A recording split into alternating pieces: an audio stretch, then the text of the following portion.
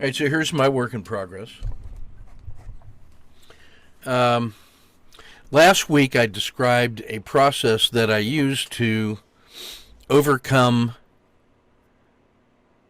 inertia. I was angry at the Army because it wasn't responding to my good ideas for transformation fast enough, and so I was mad. I began to hate. I took that ball of energy and I blew it all out of proportion by going all in and make it outrageously hateful, evil, black ball of spinning, sparkling nuclear waste energy hate. Yuck. That's how much I hate the Army when it doesn't do what I tell it to. You can't even feel how hard and hot that hate is. Oh, you probably get a sense.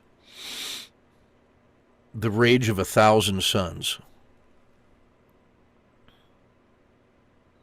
When I'm satisfied enjoying just how hot, painful, and ugly, evil, hateful that is, I put that all in a container, launch it into deep space, well away from the team.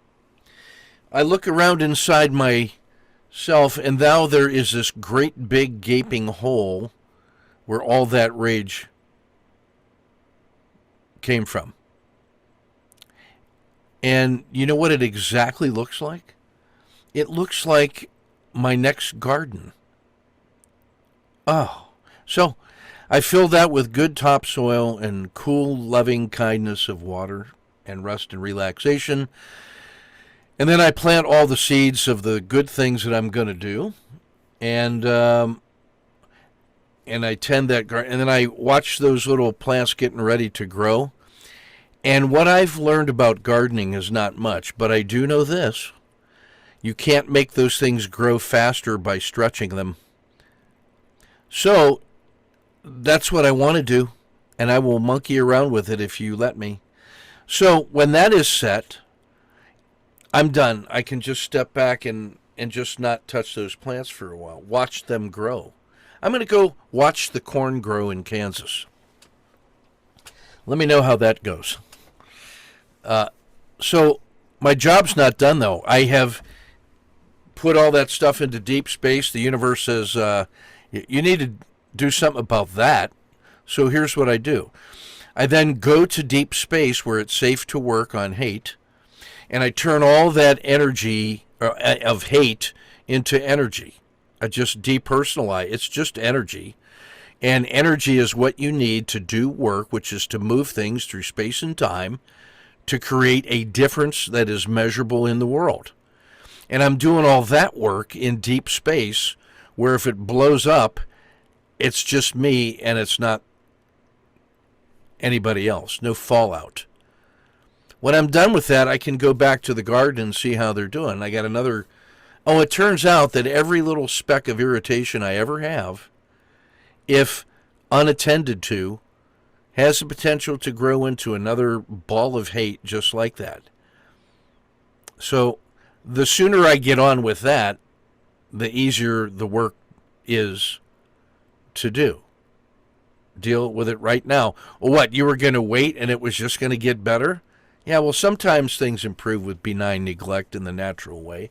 But at some point, the irritation, it ain't going anywhere, and there's something special about that irritation, and I can taste it. That's what the hate for the Army was becoming.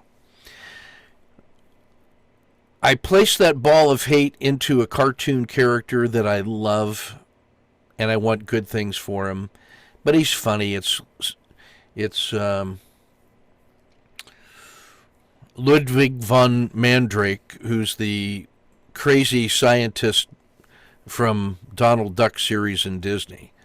And he's in the role of Nero fiddling. And I know that Rome is going to burn if he doesn't put out the fire, but he's fiddling and getting all irritated about all this heat, smoke, and noises interfering with the fiddling that he's doing.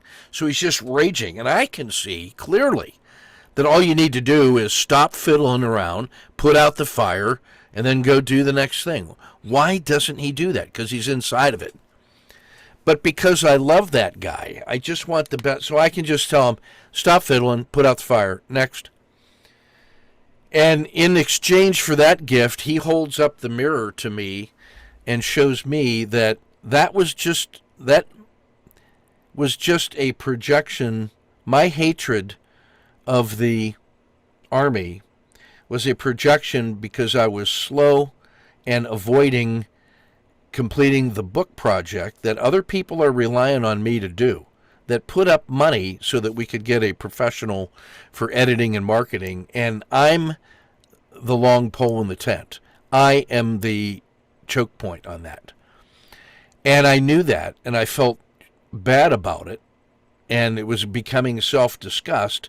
And the way I solve self-disgust is I put that on other people and project onto them. So as long as I could hate the Army for not moving on the project, then I didn't have to worry about myself. I could project all of that energy, put it on the Army. So that's not fair to anybody. That's stupid.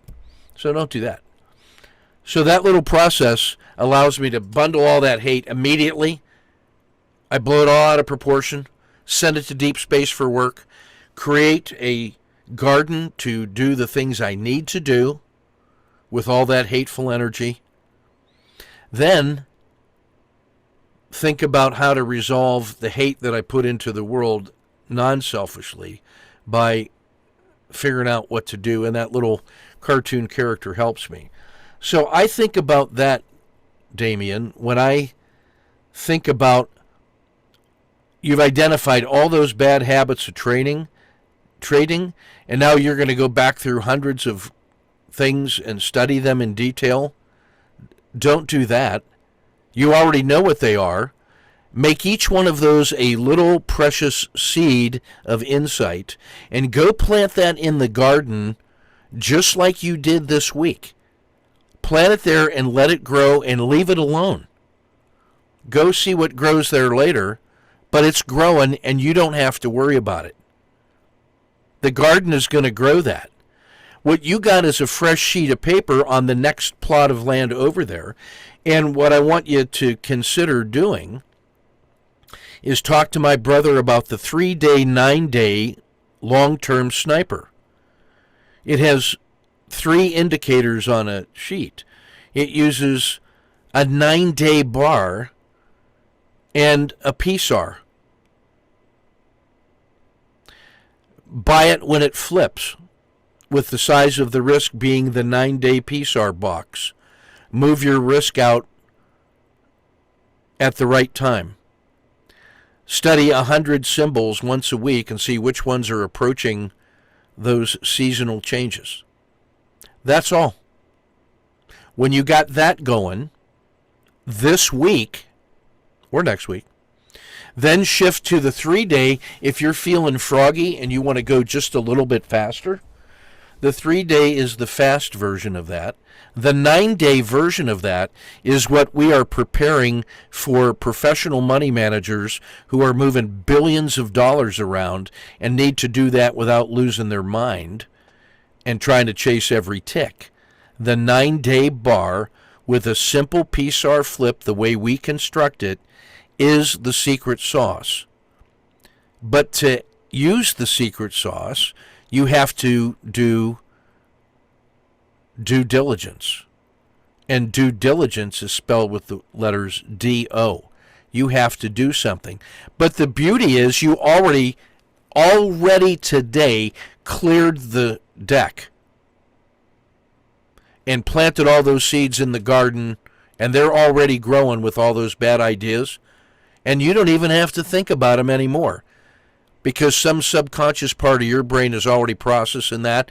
And when the time comes, if needed, we can go and investigate, but we don't even have to do that because you're already replacing those habits with the new habits yet to be formed of the 3-day, 9-day PSAR flip. And you're going to do that in an accountability group with other people that want to work on the 3-day, 9-day under my brother's gentle supervision as a hospice nurse who gives tough love, which is tough but is also love, and which is how you heal So that's what I was reminded of this morning. Do that.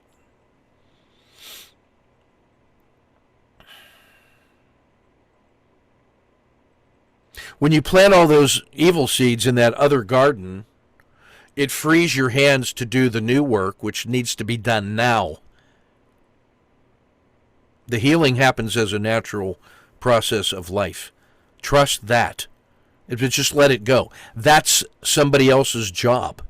Your sous chef is taking care of that. That's why you have that guy. And if you trust that guy, he's going to take care of all that. So you figure out who your sous chef is. Who is your chief of staff and that hires the right guy to sweep up after the elephants in the parade? Let those guys do their job. You don't have to. You got other work to do. Do that work. Get out of your own way. What kind of a good teammate are you if you saw somebody else suffering out there shoveling manure and you just let them do that when we got machines that'll shovel manure? Thanks for that idea, Ken. What kind of a teammate are you?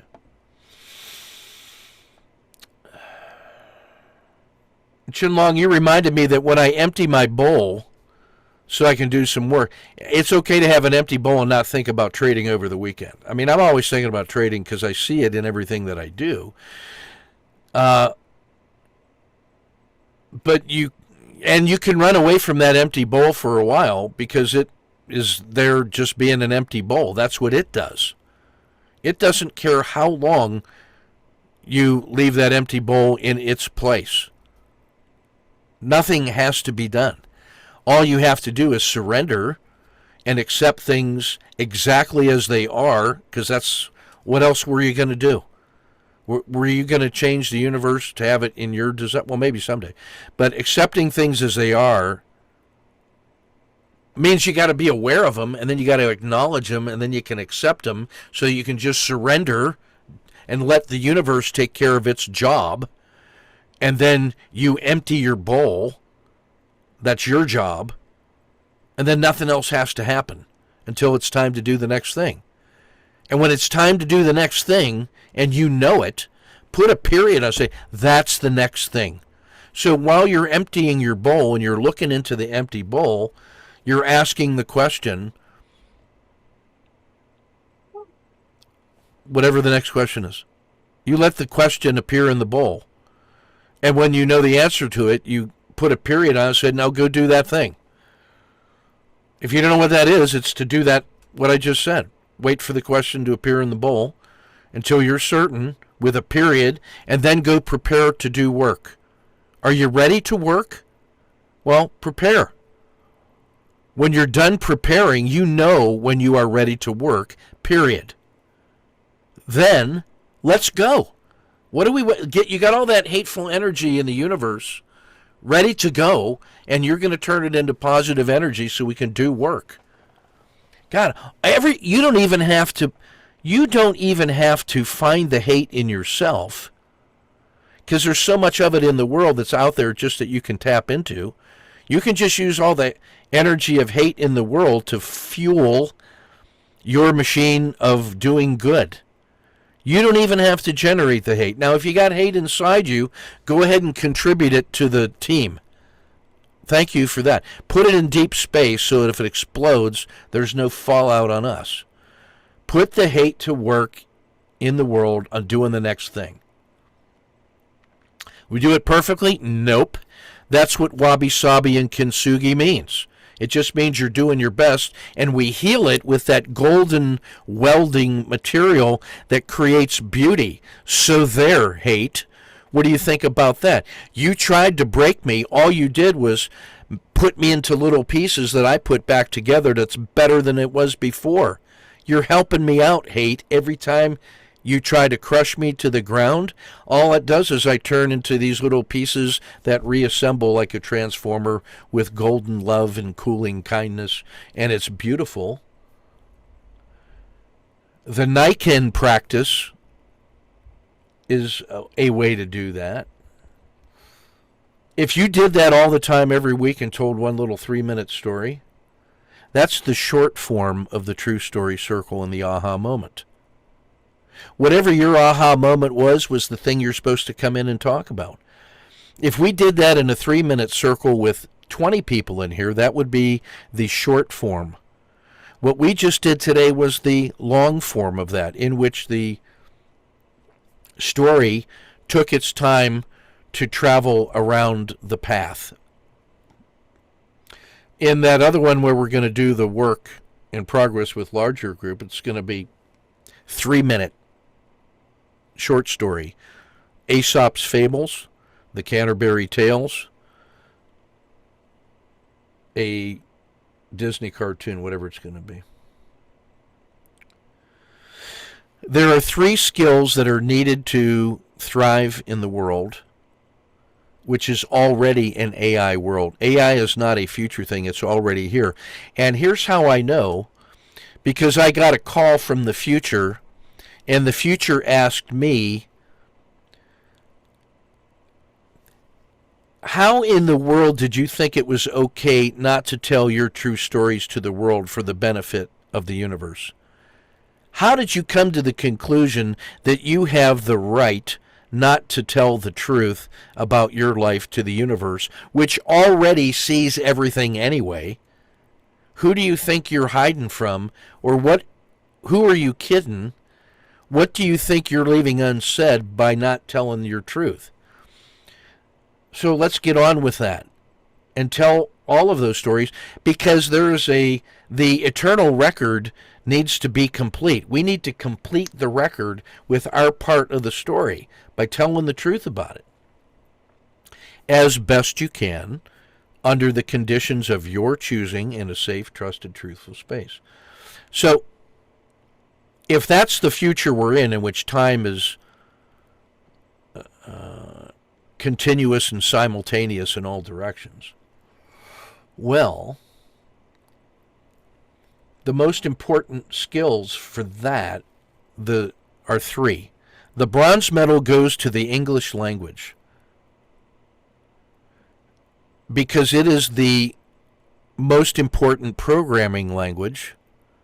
It's a dynamically growing language, and AI will take care of turning your English language into the particular code that's needed for that particular project. You don't even have to be a coder. You just have to use the English language and put everything you mean and feel and sense into the best words that you can in a form of a story. Because a story is a computer program that has little modules known as characters, which are methods and intentions. And I know that's true because a well-told story is a piece of programming that goes from one brain to another brain and changes behaviors. That's what communication and stories are. So the third most important skill, the bronze medal, goes to the English language in order to understand programming and to be clear about what you want, mean, need, and feel. But the silver medal goes to math in its ability to describe a process or an algorithm to solve a problem to your satisfaction using visualization, logic, rules, and reasoning. So the ability to express your view of how to solve a problem correctly is expressed in math, which is the universal language of algorithmic problem solving. But the gold medal goes to human empathy and the willingness to suspend judgment about the other person, because you don't know what their truth is and you don't know what load they're carrying, so you need to listen more and judge less. And a true story circle is a place to do that. And with empathy and loving kindness, you open yourself up to hear and feel those things and let those true stories simply resonate into you. The universe has so many solutions to everybody's problem that it's not even your job to tell other people what to do. It's your job to feel the resonance and to describe what you think you might do or what you did in a similar circumstances, because you're reminded from listening to their true story of something that connects at the boundary, which is a boundary of loving kindness and good intentions, and that is what creates the weld that makes us stronger than the individual pieces. That is what the quilt of our stories that grow look like. That's what the kintsugi bowl that used to be broken and is now being completed by each of our individual stories with this golden light of perpetual union, which is the spirit that binds us all, which is what's calling from the future, saying, think about what true storytelling means inside that context, and then decide if you want to enter a true storytelling circle or not. Your call. But in the meantime, while you're thinking about that, on your own path, surrender, empty, and nothing until it's time to do something.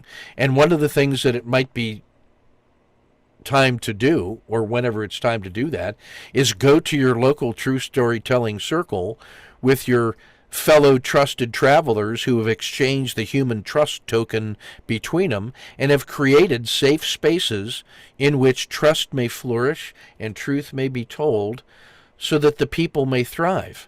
All we need is the opportunity to transform the universe, and it starts with that foundation. Story seeds are condensed power words that lead to an entire story and a program that changes the world. That's when you render it down into a story seed, what you're doing. Those characters in your stories are mini programs as part of a larger program. Stories are software of the mind. We better start studying the ethics of hypnosis as well as the methods of hypnosis, which is a powerful way that rhetoric has been used unscrupulously in the past to manipulate the masses through the power of unscrupulous stories. And we need to be aware of the world in which that happens. It's filled with power tools, also fueled by hate. So there's somebody on the other side of the trade that we got to contend with. So let's work on completing the record, our portion of the record, which is our true story testimony of things. That's my work in progress this week. Uh-huh.